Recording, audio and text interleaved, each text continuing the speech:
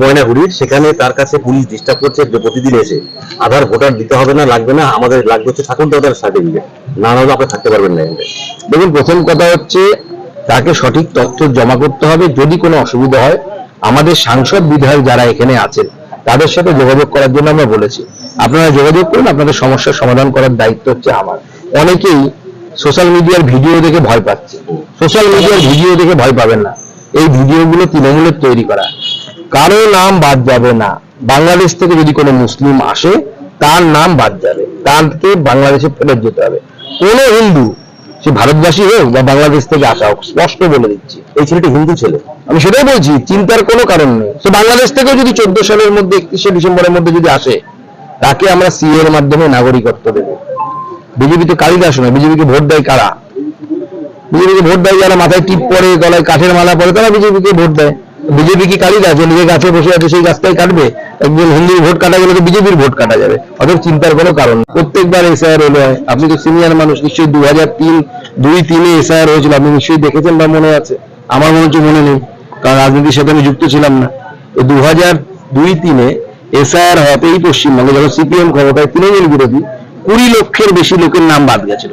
তো মরে গেলে তার নাম তো বাদ যাবে। আপনি জান, আমি গ্যারান্টি দিচ্ছি, এই জেলার কোন একটি মুসলিম বুথ খুঁজে বের করুন, যে কোনো একটি, আপনি হাত দিয়ে, আমি সেখানে গিয়ে দেখিয়ে দেবো যে প্রত্যেকটা বুথে মৃত ব্যক্তিদের কারো নাম বাদ যায়নি। কারণ ওখানে বিজেপি এজেন্ট দিতে পারে না।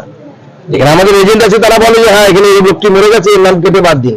কিন্তু যেহেতু মুসলিম এলাকায় বিজেপি এজেন্ট দিতে পারে না, বিজেপির বুথ সভাপতি নেই, বিরোধী দল নেই, সেহেতু সেই বুথে কয়েকশো করে মুসলিম বুথগুলোতে মৃত ভোটার, শিফটেড ভোটার, শিফটেড মহারাষ্ট্রে চলে গেছে কাজ করতে, মহারাষ্ট্রে গিয়ে ভোটার কার্ড বানিয়ে নিয়েছে, তার নাম এখানেও আছে ওখানেও আছে।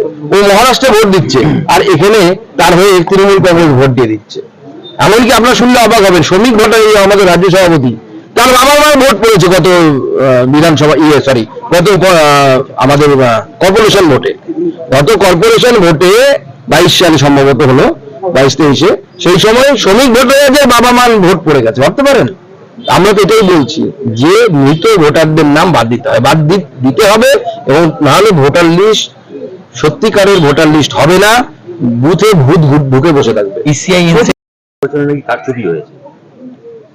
দেখুন, নাচতে না জানলে উঠোন বাঁকা। তো উনি যেখানে জিতে যান সেখানে কি হয়?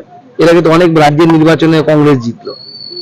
যেখানে হেরে যাবেন সেখানে বলবেন যে আমি মেশিন, কেউ উৎখাত মেশিন কেউ নিয়ে নিয়েছে, কেউ মেশিনে কারচুপি করেছে, ইভিএম এ কারচুপি, কোথাও ভোট হয়েছে, এই অভিযোগ দিয়ে কি, এবং কোনো সময় ভোটের সময় করে না, করে হচ্ছে ভোট পার হয়ে যাওয়ার পর। পশ্চিমবঙ্গে যেমন ভোট লুট হয়, আমরা ভোটের সময় বলে দিই যে অমুক জায়গায় লুট হয়েছে, তমুক জায়গায় মারামারি হয়েছে, তমুক জায়গায় সিসিটিভি বন্ধ করা ছিল।